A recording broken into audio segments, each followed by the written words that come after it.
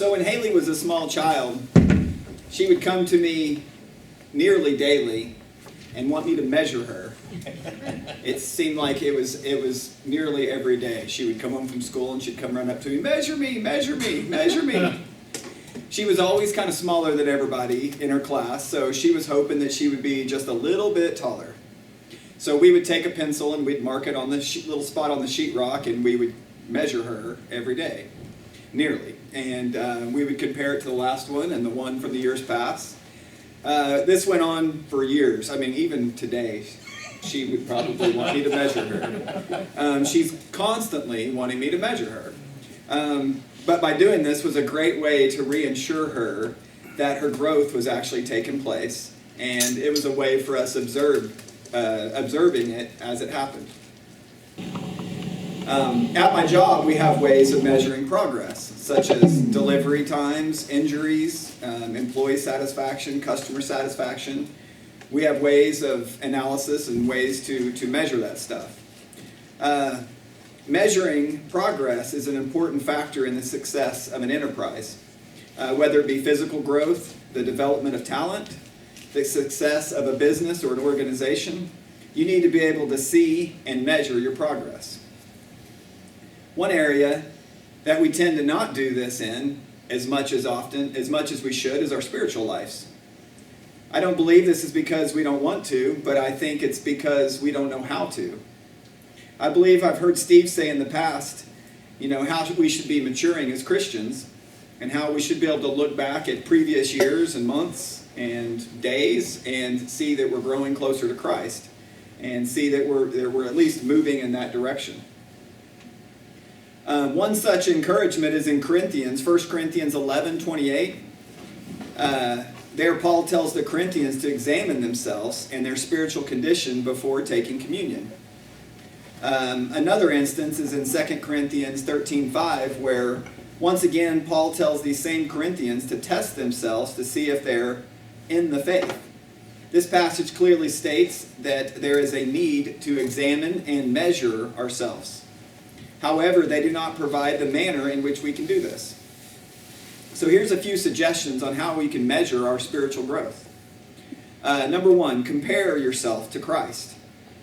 A disciple is not above his teacher, but everyone after he has been fully trained will be like his teacher. Luke 6:40. The big mistake we make when we try to measure our success or measure ourselves is to measure ourselves against someone else. If we compare ourselves to a spiritual giant, it'll do nothing but make us feel depressed. If we compare to a backslider, we will feel superior and we'll feel proud. In order to get a true fix of where we are in our spiritual life, we should measure ourselves to Christ and His Word, who never changes their position. By doing this, two things happen. We do not feel discouraged or proud because Jesus is the perfect ideal, and we can truly know exactly where we stand when we compare to Him and His teachings without feeling inferior. We can measure our progress from year to year because, unlike human models, He does not change, and neither will His Word. By comparing ourselves to a fixed position, we can measure how much progress we really do make in different areas. Another way to measure our spiritual growth is compare your purity level. In James 4:8 it says, "Purify your hearts." Our ministry or service is not worth anything if we're not walking in purity. Jesus said, "Blessed are the pure in the heart, for they shall see God." But the opposite is true also, that those impure hearts will not.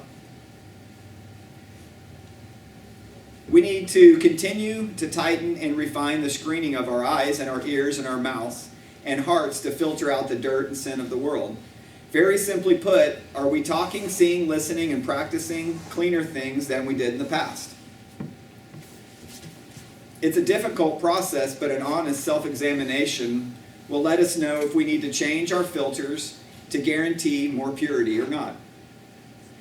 Another way you can measure your spiritual success is you could ask others to rate you. In Philippians 2:20 it says, "I hope to send Timothy, for I have no one else of kindred spirit." Paul said there that there was no one else like Timothy to care for and be concerned for the church.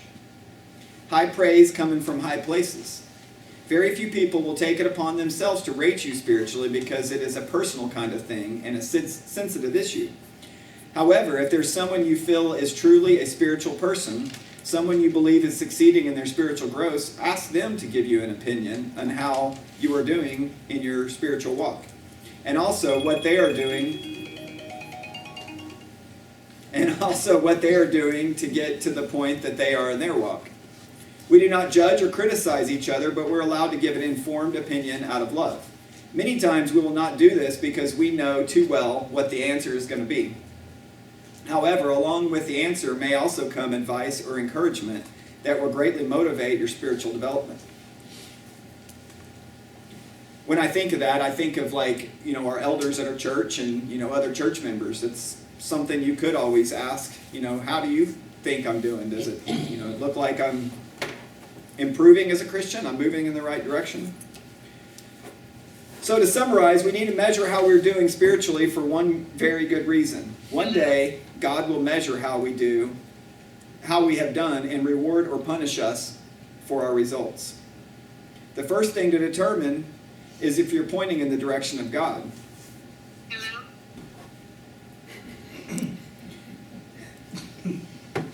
One day, God will measure us. The first thing to do to determine if we are pointing in the direction of God, you can think of this like when you go hunting with a bow and arrow. We have good intentions. We aim, hear the word and study the word. We put God in our sight and we release the arrow, aiming for the righteousness of God. But there are many branches we are shooting through, and sometimes the arrows will deflect off an object. Or we may head down a path that we didn't intend to head down. Sometimes that could be from hanging out with the wrong people, going to the wrong gatherings, watching the wrong shows, or many other things that are not pure. We have to hit the target to be successful and receive spiritual blessings offered to us through Christ. So we must try our very best to make sure that those branches or other things that stand in our way don't interfere with the goal we have of being united with Christ in heaven. If your direction has been wrong and your progress is nil, you can change that. You can get back on track. You can open His Word. You can focus on the target. You can always pull that bow back and aim for the target. That's all I had. Thank you.